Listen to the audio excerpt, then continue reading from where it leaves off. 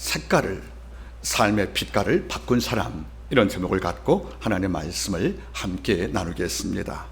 주어진 절망의 색깔을 희락으로 바꿨던 요셉의 영성을 보시면서 오늘날 많이 힘들고 삶을 지친 여러분께 오늘 말씀이 영혼에 유익되기를 소망합니다. 함께 말씀의 제목을 따라 읽겠습니까? 요셉 삶의 빛깔을 바꾼 사람, 이런 제목으로 말씀을 함께 나누겠습니다. 말씀을 증언합니다. 창세기 39장에 요셉의 사건을 돌아볼 때마다 항상 제 마음속에는 하나의 작품이 떠오릅니다. 요셉의 사건과 병인들은 의미를 담고 있는 한 소설이 있는데 1818년 영국 여류 작가였던 메리 셸리가 발표한 프랑켄슈타인이라는 작품이 됩니다. 이 프랑켄슈타인의 작품은 단순히 괴기나 어떤 공포물이 아니고 이 속에 깊은 철학이 담겨 있습니다. 놀라운 것은 이 작품을 썼던 작가 메리 셸리가 19살 때 이 글을 썼다는 놀라운 사실이 함께 있습니다. 이 작품을 먼저 언급을 해보겠습니다. 빅터 프랑켄슈타인 박사는 하나의 꿈이 있습니다. 이것은 신의 위치에서 생명을 창조하는 것입니다. 그래서 생물학 박사였던 빅터 프랑켄슈타인 박사는 시체 보관소에서 시신을 다 수거에다가 전기에 충격을 주어서 하나의 생명을 창조합니다. 이른바 오늘날 우리가 잘못 알고 있는 프랑켄슈타인이라는 말 뜻은 괴물의 이름이 아니고 이걸 창조한 박사의 이름입니다. 그래서 이 빅터 프랑켄슈타인 박사가 만든 생물체의 키는 약 2m 35가 되는 거예요. 너무나 감격스럽게 피조물의 모습을 바라보는 순간 창조주였던 프랑켄슈타인 박사는 절망을 하고 주저앉습니다. 내가 만든 피조물이 너무도 험악하고 너무도 가혹하게 생겨버린 거예요. 아름답지 않고 마치 괴물처럼. 그래서 이름도 안 지어주고 피조물 뜻이라는 크리처라고 부릅니다. 그런데 마땅 창조가 되어서 축하를 받고 싶었던 이 괴물이 날 지었던 창조지 프랑켄슈타인 박사를 바라보니까 날 바라본 눈길에 혐오가 있는 거예요. 날 기뻐하지 않고 나를 무서워하고 멀리하는 걸 아는 순간에 이 피조물은 놀라서 밖으로 도피해버리고 맙니다. 그리고 마음속에 나를 버린, 나를 혐오하는 이런 창조주에 있어 큰 분노를 가졌고, 그런 놀랍게도 오두막에 숨어서 인간 삶을 관찰하면서 인간의 말을 배우고 습성을 배우고 더 나가서 사람을 죽이는 방법도 배웠다는 거예요. 그리고 돌아옵니다. 와서 창조주였던 프랑켄슈타인 박사에게 부탁을 합니다. 내가 외로우니까 나와 똑같은 여자 피조물을 만들어 달라는 거 부탁한 거예요. 처음에는 이 부탁을 들어줍니다. 동정하는 마음으로. 그런데 그를 창조하는 과정에서 이 박사의 마음이 바뀝니다. 지금 내가 만든 남자 괴물도 피조물도 이렇게 위험한데 여인까지 만들어서 짝을 져주고 나면 더 큰 불행을 맞을 걸 예측을 했기 때문에 이걸 중지하는 거예요. 이 순간에 크리처, 이 괴물은 화가 났습니다. 그리고 밖을 나가서 이 박사의 동생 윌리엄과 이후에 결혼했던 그의 아내, 신부였던 엘리자베스를 살해합니다. 이것도 잔인하게. 순간 이 박사는 이성을 놓아버리고 맙니다. 그래서 마지막에 모든 걸 포기하고 그 괴물을 죽이려고 북골 갔다가 비참하게 죽음을 당하고 이후에 이 괴물이 이 땅에서 흔적이 없다는 걸로 이 소설을 마치게 됩니다. 우리가 어떻게 보면 목사님 그 작품과 요셉 사건이 무슨 동일한 게 있다고 이걸 언급했습니까? 물을지 모르겠지만 전 이런 부분이 있는 거예요. 중간에 여러분들 사람을 살해하고 괴물이었던 이 크리처가 와서 프랑켄슈타인 박사가 논쟁을 벌입니다.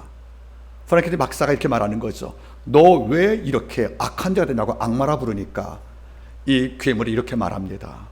내가 처음부터 괴물이 아니었습니다. 이런데 당신이 나를 버렸고 날 혐오했고 날 증오하기에 나는 당신 때문에 괴물 되었다는 겁니다. 이러니까 내가 괴물 되어서 이렇게 폭력을 행사하는 것은 내 탓이 아니고 바로 당신 탓이라 전개하는 문제라는 거예요. 요즘 이겁니다. 내가 괴물 된 것은 버림받은 것 때문이라는 거 아니겠습니까?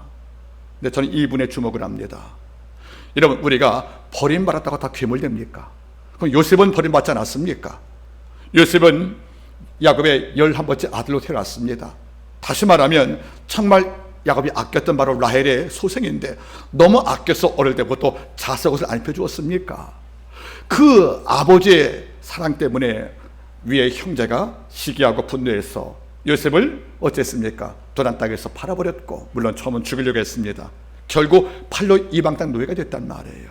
그러면 창세기 38장을 보면 형한테 팔려서 노예로 끌려가는 이런 요셉의 사건이 등장하는데, 여러분들 창조주 프랑켄슈타인에게 버림받은 그 크리처와 형한테 버림받은 요셉은 입장이 같다는 겁니다.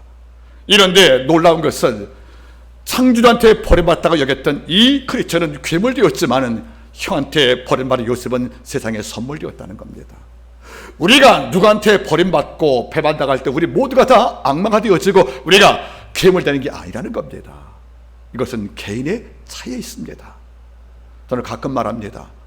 똑같이 버림받은 작품 속의 크리처나 똑같이 버림받은 요셉의 삶이 왜 이렇게 질적으로 다를까?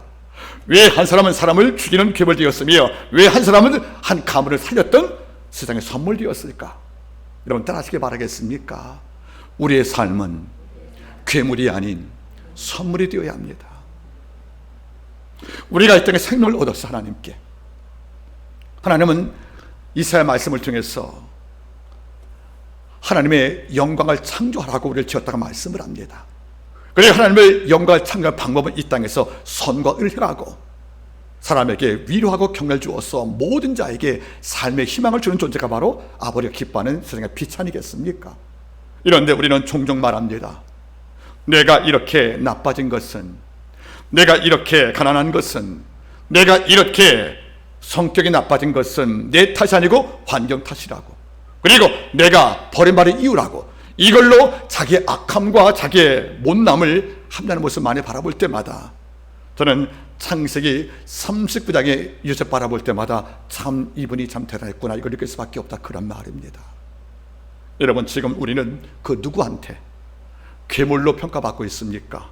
즉 다시 보기 싫은, 다시 만나기 싫은, 그리고 그와 함께 있으면 불편하고 내 마음이 고통스러운 이런 괴물로 평가받는지, 그를 만나면 제가 좋아하는 표현, 바람 봐도 은혜가 되고 생각만 해도 감동이 되는 거예요. 누워있으면 그가 떠오르는 거예요. 그의 선함과 아름다움 때문에 그를 볼 때마다 마음속에 엔젤 아우라, 사람을 감동시키는 천사의 아우라가 있어서 그를 멀리서 바라봐도 은혜가 돼요. 그를 바라봐도 생각만 해도 감동이 됩니다. 느끼죠? 그런 나에게 주신 하나님의 선물이라고요. 오늘 이 부분을 함께 나누기를 원합니다. 요셉은 형으로부터 버림받았습니다. 배반당했습니다. 팔려 이방 땅에 노예가 되었습니다. 이러면 우리 상상으로 어떤 마음이 주어집니까? 아, 요셉의 인격 망가졌겠구나. 요셉은 이 순간부터 세상을 조롱하고 세상을 아주 증오하고 더 나가서 인생의 삶을 살아갈 때 인격도 다 망가져서 괴물 같은 인생을 살겠다고 우리가 예측할지 모르겠지만 말씀에 기록된 요셉의 삶은 결코 그렇지 않다는 겁니다. 그래서 저는 이 부분을 통해서 이것이 왜 가능했는지, 그리고 이런 삶을 어떻게 이루었는지 이 과정의 말씀을 함께 보기를 원하는 것입니다. 오늘 말씀의 주제는 바로 절망과 암흑과 고통에 던져지었지만은 그 속에서 자기 삶의 빛깔을 받고 희락을 창조했던 요셉의 영성을 보시면서 우리의 삶도 이 모습을 함께 이어받기를 주름으로 부탁을 드리겠습니다. 먼저 말씀을 함께 보겠습니다. 창세기 39장 1절 말씀 바라보시기 바라겠습니까? 요셉이 이끌려 애굽에 내려가며 바로의 신하 시위대장 애굽 사람 포디발이 그를 그리로 데려가 이스마엘 사람의 손에서 그를 산이라 이렇게 말합니다. 여러분 39장 1절 말씀의 동사 세 개를 바라보세요. 동사의 세 개. 첫 번째는 요셉을 이끌리란 말이 나옵니다. 이끌려갔다는 말은 뭡니까? 누구한테 내가 끌려갔다는 말이지요. 두 번째 무슨 말이죠? 데려갔다는 말이 나오는 거예요. 그리고 말미에 나오는 말이 뭐죠? 샀단 말은 무슨 말입니까? 팔려갔다는 말이에요. 그러면 1절 말씀의 세 동사, 이끌려간 요셉, 데림을 당한 요셉, 팔려간 요셉이란 말이 무슨 말이에요? 자기 삶에 어떤 결정도 없이 내던져버린 이런 불쌍한 신이라는 겁니다. 17살 요셉은 내 삶을 내 뜻대로 살 수 있는 자격이 없다는 거예요. 지금 이 순간에. 즉 형들이 날 버린 그 순간에 요셉은 누구한테 이끌려 갑니다. 누구에게 통해서 여러분들 데려감을 당합니다. 더 나가서 누구한테 팔려갑니다. 이 세 동사에서 창세기 기자가 우리에게 뭘 주고 있냐면, 요셉은 충분히 세상을 화내고 증오하고 여러분들 미워할 이유가 있다는 겁니다. 내 뜻대로 할 수 있는 것이 아무것도 없다는 말은 무슨 말이에요? 난 사는 게 아니라는 겁니다. 그러면 이 정도의 인생을 맞이한 어린 17살의 요셉이라면 우리가 어떤 삶을 상상합니까? 그는 괴물될 거야. 그는 인생을 저주하며 살 거야. 그의 입에서는 분노와 죽을 말밖에 나올 수 없을 거야. 다시 말하면 그의 삶은 빛깔이 뭡니까? 증오라는 붉은색. 그의 삶의 빛깔은 절망이라는 어두운 색깔. 그리고 그의 삶은 세상을 조롱하는 회색들. 이걸로 채워줄 거로 우리가 믿고 있었지만 오늘 말씀은 그렇지 않다는 거예요. 검은 절망과 세상을 조롱하는 회색들과 그리고 인생에 대해서 극히 불만과 조롱하고 증오를 내쏟는 삶의 뜨거운 붉은색이 아니라 이유 바라보니까 노예로서 한 가문을 살리는 희망의 존재가 존재했다는 것이 아니겠냐는 거예요. 우리가 상상하는 요셉의 삶의 빛깔은 절망의 색깔이었습니다. 이런데 우리가 보는 본문 속의 요셉의 기록은 절망이 보이지 않는 거예요. 검은색도 회색도 그리고 붉은색이 보이지 않고 세상을 편하게 하고 아름답게 하는 초록빛이 이 말씀 속에 언급이 안 됩니까, 여러분들? 저는 이게 놀라는 겁니다. 우리는 내 부모님이 큰 부자가 아니고 가렸다는 이유 때문에 인생을 함부로 사는 것을 정당합니다. 그래서 나는 어둠의 자식을 살아도 큰 이유가 없다고 우리는 말할 수가 있다는 거예요. 나는 선천적으로 지혜롭지 못하고 배운 게 없기 때문에 나는 도덕점, 세상의 상식점은 파괴해도 나는 그렇게 존재밖에 못 된다고 자기를 여러분들 합당화시킵니다. 요셉은 이것을 급했다는 거예요. 여러분 잊지 말기를 바랍니다. 이끌리는 인생, 데려가며 당하는 인생, 팔리는 인생이라면 자기 삶에서 미래 희망이 없다는 건데, 이런 요셉이 괴물되지 않고 한 가문에 선물되었다. 그리고 마지막에는 그 가문을 살리는 놀라운 아버지의 도를 쓰임받았다. 이걸 볼 때 뭘 느끼냐면, 비겁한 사람은 가장 많이 쓰는 언어가 때문에라는 말을 쓰고 있다는 겁니다. 가난하기 때문에 나는 남의 물건 훔쳐도 괜찮아. 나는 환경이 안 좋기 때문에 나는 거친 성격을 가졌어. 나는 지혜가 없기 때문에 나는 편법을 써서 대학을 갈 거야. 때문에가 그의 언어라는 거예요. 이런데 본문처럼을 바라보세요. 요셉이 형을 원망한 것이 있습니까? 형 때문에 내가 노예했단 말하지 않잖아요. 하나님께서 당신을 위해서 난 미리 이 땅에 보냈다고 언급하지 않습니까? 50장에서 여러분들. 그리고 요셉이 이 땅을 살면서 내가 8년 노예고 이방 땅 노예니까 난 적당히 살아도 상관없다는 말로 자기 인생을 합리하지 않지 않습니까? 전 이게 중요합니다. 여러분들, 경건한 그리스도인들은 때문이라는 말씀은 안 되는 거예요. 누구 때문에 예배에 드리다 실패하는 게 아니에요. 누구 때문에 여러분들 내 성격 나빠지는 것이 아니에요. 누구 때문에 여러분들 우리가 기도와 말씀을 읽기에 소홀한 것이 아니라는 거예요, 여러분들. 오늘 이 부분 통해서 이끌림을 당했던 요셉이지만, 데려감을 당했던 요셉이지만, 팔린 요셉이지만 자기 삶의 색깔을 바꿨던 그 요소가 어디에 있는지 하나님 말씀을 통하여 답을 얻기를 바랍니다. 그 다음 바로 3절 말씀이 있습니다. 그 주인이 여호와께서 그와 함께 하실 보며, 즉 보디발이 여호와께서 요셉과 함께 하실 보며 또 여호와께서 요셉 범사에 형통케 하실 보았단 말이 나오지 않습니까? 우리가 내 인생에 절망해서 쓰러지지 않고 이길 만한 힘은 어디서 온 것이냐면 여호와께서 한 말입니다. 보디발은 뭘 봤냐면 8년 노예를 바라보니까, 관찰해보니까, 낯선 노예니까 좀 지켜봤겠죠, 여러분들. 바라보니까 팔려오고도 팔린 것이란 증거가 없는 거예요. 형한테 팔려서 노예상에서 나한테 팔려왔을 불구하고도 인생을 학대하고 저주하는 이게 없다는 거예요. 내게 주어진 인생을 포기하고 내 삶을 절망하는 이런 모습이 안 보이는 거예요. 보디발은 놀라서 가만히 지켜봤습니다. 어떻게 어린 친구가 들려온 소식에 의하면 형들에게 팔려왔다는데, 그것도 은 20이라는 작은 액수에 팔려왔다는데, 이 아이가 어떻게 이방 땅에 와서도 삶의 모습이 한결같이 마치 소풍 온 듯 열심히 일하고 마치 축제 온 듯 기뻐하니까 이 보디발은 그걸 지켜본 거예요. 시위 대장이니까 사람을 부리는 사람이에요. 사람의 심장을 안단 말이에요. 여러분들, 어떤 영화의 대사입니다. 아들이 경찰되거든요. 좀 시위 대장이 된 거예요. 이럴 때 그의 아버지가 부탁을 해요. 얘야, 시위대장 경찰이라는 것이 무엇인지 아니 물어볼 때 아들이 그래 모릅니다 물어보니까 아버지가 말해요. 경찰은 사람의 눈에서 악을 읽어내는 자다.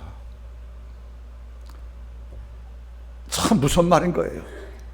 경찰은 사람의 눈에서 감춰는 뭘 읽는다고요? 악을 읽는데요. 그가 범죄했고 예치하고 그를 준비한다는 거잖아요. 시위대장은 여기에 숙련된 사람이라는 거예요. 요셉 바라볼 때 그의 표정 볼 때 많은 걸 읽어요. 여러분들, 그가 위선자인지 내 앞에서 눈가림하는 자인지, 그런데 이게 아니라는 거예요. 바라보니까 그 눈과 삶에 악이 안 보이고 위선이 안 보여요. 오히려 기뻐하고 축제 삶을 살거든요. 8년 노예가. 바라보니까 그 배후에 내가 몰랐던 신 여호와가 그와 함께 하셨구나. 그리고 내가 몰랐던 신 태양신 나밖에 몰랐던 이집트의 그 권력가가 뭘 봤냐면 태양신 라 외에 존재하는 위대한 신을 봤다는 것이 아니겠습니까? 즉 여호와를 봤다는 거예요. 그래서 여호와가 그와 함께 하시기 때문에 요셉의 인생이 망가지지 않았구나. 제가 팔려와도 감사하고 있구나. 여호와가 형통을 줬기 때문에 그의 삶 속에 희망을 놓지 않고 그 젊은 노예가 내게 충성을 다했구나. 이걸 봤다는 겁니다. 무엇 때문이라고 말하는 사람들은 이런 삶을 살 수가 없다는 거예요. 이런 표현을 용서하기 바랍니다. 코로나 때문에 난 기도 많이 못했어, 이게 아니라는 겁니다. 내가 바쁘기 때문에 나를 서글볼 시간이 없어, 이런 말하면 안 된다는 거지요. 우리 바빠도 새끼는 음식을 먹지 않습니까? 친구 만나 차 마시잖아요. 여러분들, 우리는 시간이 없어 못하는 게 아니에요. 마음이 없어 못하는 겁니다. 그런데 요셉은 내게 주어진 이끌려간 인생, 데려감을 당한 인생, 팔린 인생 때문에 내 삶이 망가지는 것을 합리화하지 않았다는 겁니다. 그는 팔려간 현장에서 열심히 일했다는 거지요. 결국 무슨 말이겠습니까? 이 장면을 이방 권력자가 본 거예요. 보니까 그 배후에 누가 있었습니까? 내가 몰랐던 낯선 신, 즉 여호와가 있음을 알게 되었다는 거지요. 여러분 잊지 마세요. 크리스찬들이 아버지 앞에 선과 의를 지키면, 아버지의 은혜 앞에 우리가 겸손히 엎드리면 창세기 39장 3절 말씀은 지금도 내게 적용되는 겁니다. 여호와께서 한마음께 모든 성도와 함께 하실 법이요, 또 여호와께서 한마음께 모든 성도의 범사에 형통, 이른바 찰나흐, 막힘이 없게 했단 말이 나오는 것이 아니겠습니까? 돌아보면 제가 하는 말이 있잖아요. 천국은 복이 넘치지만 아버지가 복을 낭비하지 않으신다고요. 복을 받을 자가 있다고 저는 믿고 있습니다. 다시 말하면 아버지는 복을 경품적으로 뿌리는 분이 아니라는 거예요. 물건 홍보에 뿌리는 경품이 아니라는 겁니다. 주는 자비로운 자에게 자비하심을, 그리고 겸손한 자에게 겸손의 은총을 주는 분이 아니겠습니까? 우리 알잖아요. 여러분들, 저가 나를 사랑한즉 내가 저를 건지리라. 저가 내 이름을 한즉 내가 저를 높인다는 말씀을 줬단 말이에요. 여러분들, 여러분 보세요. 당신을 사랑하니까 아버지가 건진대요. 가난과 절망에서. 그리고 하나님이 안다는 말이 뭐죠? 교제한다는 말이거든요.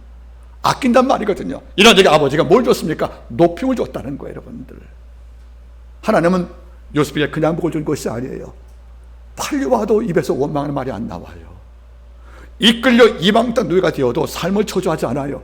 그저 소풍 온 듯, 잔치 온 듯 어떤 변화도 없이 살거든요. 이러니까 하나님께서는 당신의 복을 아끼지 않은 것입니다. 여호와께서 요셉과 함께 하실 법이요, 또 여호와께서 요셉의 범사에 형태를 보여주는 것이 우리 삶에도 있기를 바라겠습니다. 그 결과 요셉은 우리한테 세 가지의 모습을 보여주었다는 겁니다. 오늘 말씀의 첫 번째 교훈됩니다. 요셉의 사건 통해서 첫 번째 얻는 교훈은 바로 신뢰의 문제입니다. 신뢰. 여러분 따라하세요. 신뢰는 주어지는 것이 아니라 얻어내는 것이다. 자, 바라보세요. 첫 번째 교훈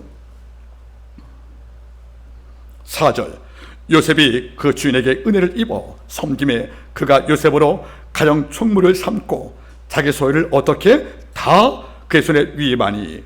6절, 유인이 그 소유를 다 요셉 손에 위임하고 식료 음식을 위해는 간섭하지 않았다. 여러분 잘 보세요. 한 국가의 권력자면 그 규모가 살림 규모가 적지가 않을 거예요, 여러분들. 이런데 음식을 만드는 수사상 주방 외에는 다 맡겠다는 거예요, 여러분들. 그런데 놀란 게 뭔지 아십니까? 자기의 소유를 요셉에게 다 위임했다는 거예요. 다란 말이 무슨 말입니까? 전부란 말입니다. 이것은 평범한 청지기가 아니에요. 전체 관리 집사입니다. 노예를 팔려온 자에게 보디발이 자기의 음식을 만드는 수사 일 외에는 다 맡겼단 말은 무슨 말이겠습니까? 전폭주 신뢰 주었다는 겁니다. 여러분 돌아보세요.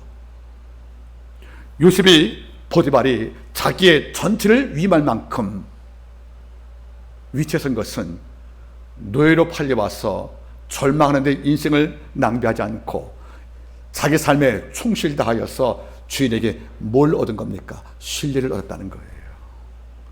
여러분 신뢰를 얻었기 때문에 그는 노예로 팔려왔지만 어느 순간 가정 총무가 됩니다. 그리고 음식 만들고 위에는 모든 걸 다 주관할 권력을 위임받은 한 집안의 권력자로 그런 세움을 받은 것입니다. 요셉은 신뢰를 얻은 거예요. 여러분 돌아보세요. 신뢰가 주어집니까? 여러분이 만들어가는 겁니다. 신뢰는 상호 간에 쌓여진 것이 아니겠습니까?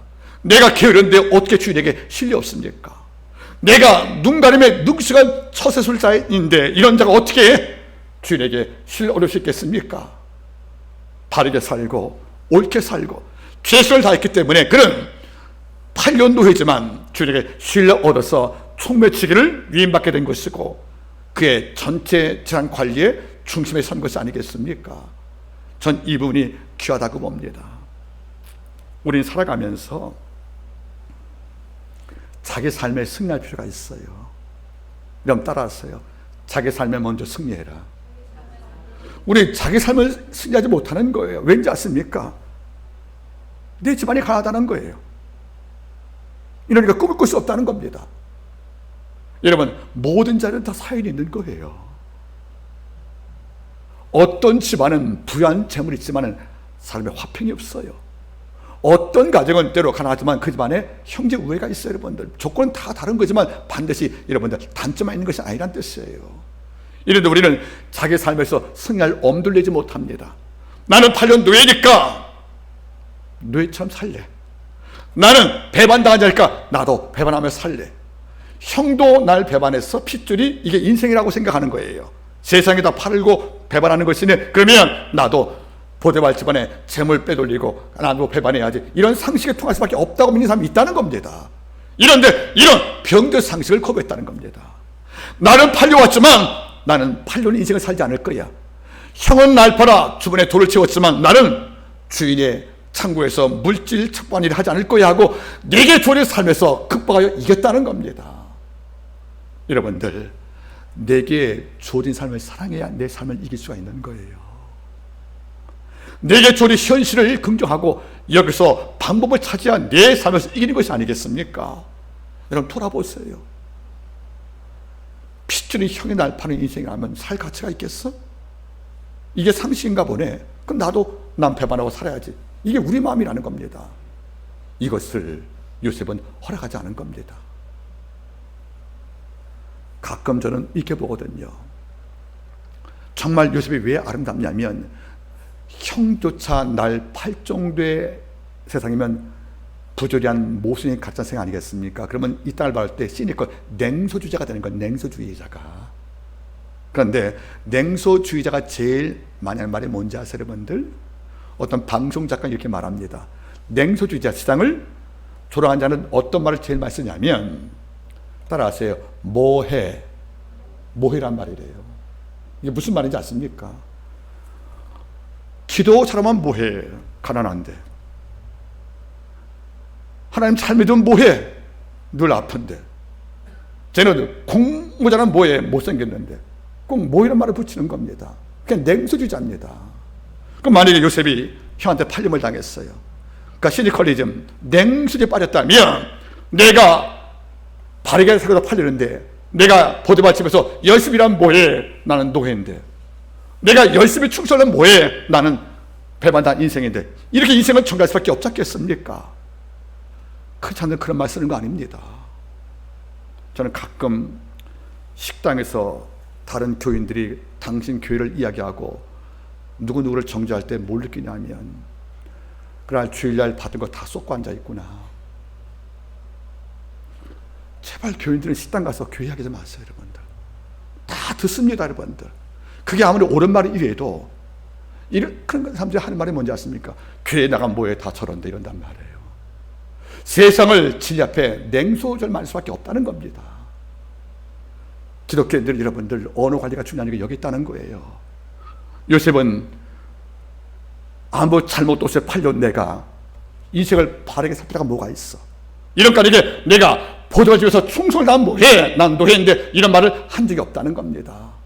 여러분, 지금 주어진 내 현재 불만족스러워도 그 삶을 이겨야 합니다, 여러분들. 하나님은 왜? 우리 함께 하시기 때문에. 우리의 범죄 형통을 아버지가 약속을 주었으니까 이기란 말하는 것이 아니겠습니까, 여러분들? 다윗은 전쟁터에서도 늘 시편을 읽었습니다. 그리고 시를 남겨주었다는 거지요. 전쟁에서 목숨을 위급할 때, 적군의 화살이 날 죽일지, 적군의 뇌물에 매수당한 내 신하가 내 목을 칠지 다윗은 예측할 수가 없는 거예요. 잠을 잘 때마다. 이럴 때 다윗은 말하지요. 내가 평안히 눕고 자기도 하리니 이를 나를 안전히 구하실 분은 오직 여호와라고 고백하지 않습니까? 그런 누구 때문에 핑계대고 어려운 현실 때문에 세상을 조롱하고 폄하하는 이런 태도를 보이지 않았다는 것이 아니겠습니까? 누가 제게 한번 질문하시더라고요. 교수님, 어떤 신학생이 좋으세요? 저는 분명히 말합니다. 난 착한 사람이 좋다. 난 마음이 선한 사람이 좋다. 능력은 좀 떨어지어도 마음의 결과 질이 좀 맑고 깨끗함이 좀 좋습니다. 왜? 이런 사람들은 앞으로 성장할 가능성이 너무 남아있다는 거예요. 이런 약간의 능력은 있는데 성품이 아주 안 나빠요. 나쁜 사람이 있어요. 이런 분은 배우는 모든 지식이 악의 도구로 쓰임받습니다. 경험된 모든 것이 남을 죽이는 도구로 빠지는 거예요, 여러분들. 이른바 머나드 쇼의 말 맞다나 악한 인간이 성장할수록 사람을 죽이는 기술만 배우는 거예요. 악한 인간은 능력을 가질수록 남을 죽이는 기술만 배운단 말이에요, 여러분들. 요셉은 이게 없어요. 그런 괴물이 아니고 선물이었다는 겁니다. 오늘 말씀 바라보세요. 보디발이 자기 가장 소중한 재산을 누구한테 주기 맙니까, 여러분들? 바로 8년 노예 요셉 주었다는 거예요. 내게 가장 소중한 것을 맡길 정도의 신뢰를 누가 받은 것입니까? 요셉이 받았다는 말 아니겠습니까? 여러분, 그 누구한테 어떤 자로 남아 있습니까? 직장 내에서 또는 내 책임 아래서 그 누구에게 신뢰를 주고 있는지, 아니면 몇 번씩 확인해야 마음 놓일 만큼 이런 불안 신겨주고 있는지, 이 문제를 우리가 오늘 말씀 통해서 볼 수가 있다는 겁니다. 전 지금도 그래요. 어떻게 어린 노예, 제 20살도 안 노예한테 전체 집안의 모든 재정권을 맡겼을까? 시대행했던 바로 보디발이 바보가 아니고 어리석은 자가 아닌데, 이것은 그렇게 하게 만들 만큼 신뢰를 얻었던 요셉의 귀함이 여기 있다는 겁니다. 저는 우리 한마디 모든 성도분들이 어디에 가든 간에 이런 신뢰를 모든 자에게 증명을 받기를 원합니다. 두 번째는 오늘 본문 속에서 우리가 뭘 느끼냐면,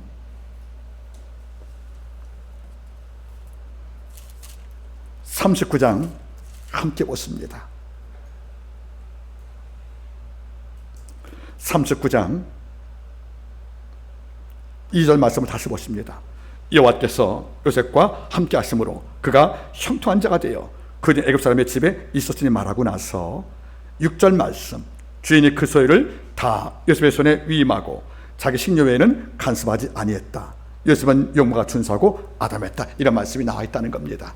두 번째, 우리가 어떤 교훈을 받냐면, 요셉은 내게 주어진 현실을 그대로 용납을 하고 이 속에서 자기가 살아갈 길을 개척했다는 것입니다. 여러분 잘 보세요. 8년 노예는 내 몸값의 지불이 안 되면 결코 해방될 수가 없다는 겁니다.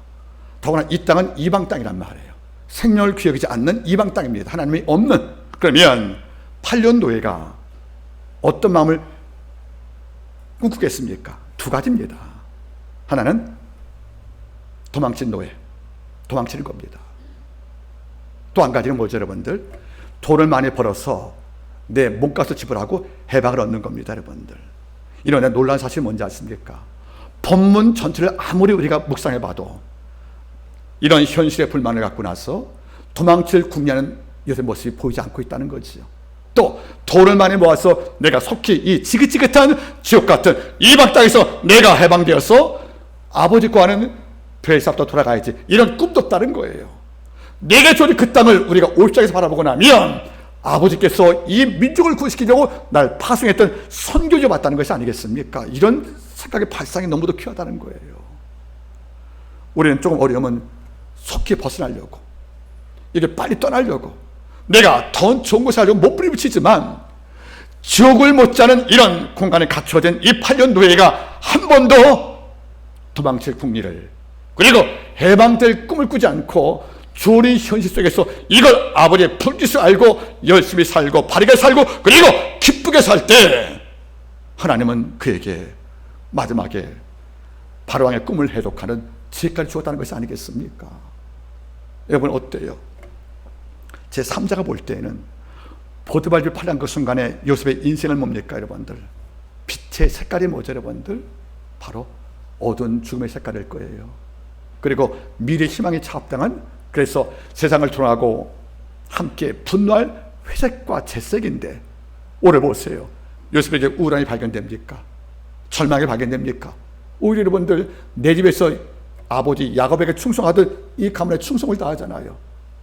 즉 아버지 야곱의 집에 노예로 팔려기 전에 있던 그 모습과 똑같이 산단 말이에요, 여러분들. 참 전 이걸 느낍니다. 요셉은 어떤 여건 주제도 아무 일 없도 살았구나. 그건 무감각하다는 게 아니에요, 여러분들. 그걸 극복했다는 겁니다. 전 여러분이 이 말을 기억했으면 좋겠습니다. 따라하겠습니까? 성숙한 그리스도인들은 어려움 나갈 때에도 아무 일 없는 듯 넘어간다. 나 아주 힘들어하고 외치지 않고 있다는 거예요. 나 기분 나쁘니까 건드리지 말라고 여러분 소리 깨치게 말하지 않고 있다는 거죠. 남들 볼 때 가벼운 감기 넘어가도 그냥 아무렇지 넘어간다는 말이죠. 이건 왠지 아십니까? 속으로 이걸 축적된 경우로 이걸 극복했다, 그런 말이에요. 여러분들 요셉 바라보세요. 저 같으면 못났으니까 좀 도망칠지 모르겠어요. 보디발 집에서 여러분들 도망치려고 마음먹으면 못 도망치겠습니까, 여러분들? 또 내가 빨리 많이 벌어서 하다못해 주인의 창고에서 재물을 몰래 물건을 빼서 착복해서 이걸 팔아서 현금화 시킨 다음에 이걸로 내 몸값집을 하고 난 고향 땅 가야지, 이것이 상상 가능한 생각인데 이런 시도를 요셉은 결코 하지 않습니다. 내 아버지의 집인 양 최선 다했다는 겁니다. 이러니까 그의 삶의 빛깔은 결코 어둠이 없다는 거예요. 늘 축제였다는 겁니다. 왜 교회에서 그 경건한 자가 직장을 가면 왜 환영을 받지 못하고 그렇게 눈총을 받습니까? 왜 교회 안에서 우리의 경건이 직장을 가면 이게 표현이 안 되고 모든 자에게 여러분들 깊이 생각이 되지 않습니까, 여러분들? 교회의 삶은 내게 소중하고 직장 삶은 덜 필요하다는 이런 이북부에 우리가 빠져 있다는 겁니다. 그거 아닙니다, 여러분들. 일상의 경건이 진짜 경건입니다. 하나님이 없어 보이는 직장과 없어 보이는 물건 살 때와 하나님이 없어 보이는 이 땅에 살아가는 모든 작은 공간 속에서 하나님 존재를 의식하며 마음속으로 신도 스스로 마음을 조심하는 이런 자가 진짜 경건이지. 이런 까닭에 존 메가더 목사님께서 이런 말씀을 남겨주었다 합니다. 평범한 그리스도인들은 사람 많은 광장에서 가장 경건하다. 왜? 누가 나를 지켜봐 주니까. 그러나 탁월한 그리스도인들은 홀로 교회에 있을 때 가장 경건하다. 아무도 없을 때도 경건을 유지할 것은 왜 그래요? 하나님과 나 사이에 직접적 관계만 의식한다는 것이 아니겠습니까? 돌아보세요. 여러분은 어려운 여건 주어지면 어떤 선택을 합니까? 이 직장 언제 그만두나? 내가 돈만 좀 더 줘봐라. 내가 옮기고 말지. 하나님은 내게 주신 현장에서 충성을 다할 때 그 다음으로 우리 삶을 승급하는 겁니다. 좀 어렵다고 좋은 데 구하고 더 나은 데 구할 때 하나님은 뭘 느끼는지 아십니까? 그래, 따라가세요. 여기보다 좋은 그것은 없다. 여기 어렵다고 옮겨보실래요? 이 직장 어렵다고 옮겨보실래요? 거기 가면 문제가 없을까요, 여러분들? 그거 아니란 말이에요, 여러분들. 여기서 이기지 못하면 거기 가서 이길 수 없다는 겁니다. 교육학자 에릭스 말 맞다나 발달과비라는 말이 있어요. 지금 내게 주어진 현실에서 주어진 숙제를 풀어야 다음 숙제 풀 수 있다는 거예요, 다른 공간에서. 근데 우리는 뭡니까? 당장 어려우면 그만두겠대요, 여러분들. 이런 표현 용서하기 바랍니다. 인수를 하시는 그분께 들은 말이에요. 인수하는 일들은 그 임금이 좀 강해답니다. 임금이 세대요, 여러분들. 근데 사람이 없대요. 서서 일하니까 힘들다 안 온답니다. 냉정히 따지면 일거리가 없어 안 오는 게 아니래요. 거기 가면 힘들기 때문에 안 온다는 거예요, 여러분들. 참 슬픈 일이 아니겠습니까, 여러분들? 여러분, 지금 여러분 어떤 현실에 속해 있습니까? 이게 8년 노예처럼 지옥 같은 환경입니까, 여러분들? 이게 싫다고 도피하거나 좌절하거나 포기하고 나면 그 다음에 주어질 삶은 없다는 겁니다. 여기서 이겨야 거기서 이기는 것입니다. 그리고 지금 이겨야 다음도 이긴다는 것이 아니겠습니까? 다윗이 왕 되기 전에 아버지 이세 목장에서 곰과 사자에게 위협당하는 양을 보호하려고 일상에서 사자 곰과 싸움 이길 때 큰 싸움인 이방의 전쟁에서 이겼다는 겁니다. 일상의 삶에서 이겨야 큰 싸움 이기는 것인데 우리는 뭔지 아십니까? 지금 당장 어려우면 그만두겠다는 거예요. 포기했다는 것이 아니겠습니까? 요셉은 이런 것이 없다는 거예요. 이런 까닭에 그는 억지로 충성하는, 억지로 살아가는, 정말 쉽게 움직이는 이런 탈적 인생이 아니라 8년 노예가 축제 삶을 살았기 때문에 그 삶의 빛깔은 그에게 결코 어둠이 없다는 것이 아니겠습니까? 저는 가끔 이걸 느껴봅니다. 살다 보면 내가 색한 공간에서 사람을 만나잖아요. 참 못된 사람을 만날 때가 있긴 있는 것 같아요, 여러분. 그러니까 나 그만둬야 될 말도 이해가 됩니다. 못된 사람의 속성이 뭔지 아십니까? 그들은 자기 생각은 의견이고 네 생각은 편견이래. 이런 분 아래에 있으면 힘들잖아요, 여러분들. 이러니까 젊은 세대가, 똑똑한 젊은 세대가 나게 오래 못 있겠어 하는 것도 이해는 갑니다. 말 맞더나 나만 체질이에요, 여러분들. 그러니까 내 생각은 의견이고 너는 편견이야 임마, 내 말 들어, 이런단 말이에요. 그러니까 젊은 사람 못 견디죠, 여러분들. 그걸 이해 못하는 바가 아닙니다. 그러나 그걸 넘어서야 어른되는 겁니다. 그걸 넘어서지 않으면 어린아이라는 겁니다, 여러분들. 요셉은 20살 채 안 된 8년 노예입니다. 그것도 이방 땅으로. 그런데 그의 삶에서 자질구지한 절망의 흔적이 안 보이는 거예요.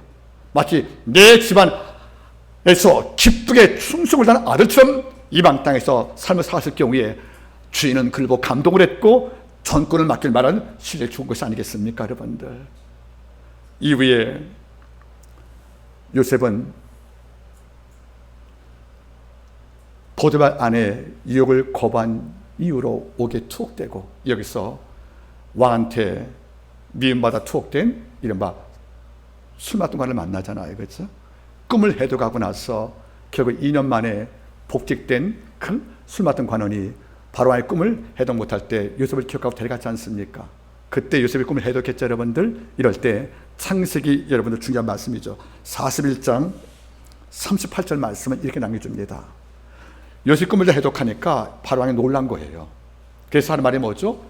이와 같이 하나님의 신이 감동한 사람을 우리가 어디서 얻을 수 있으리요?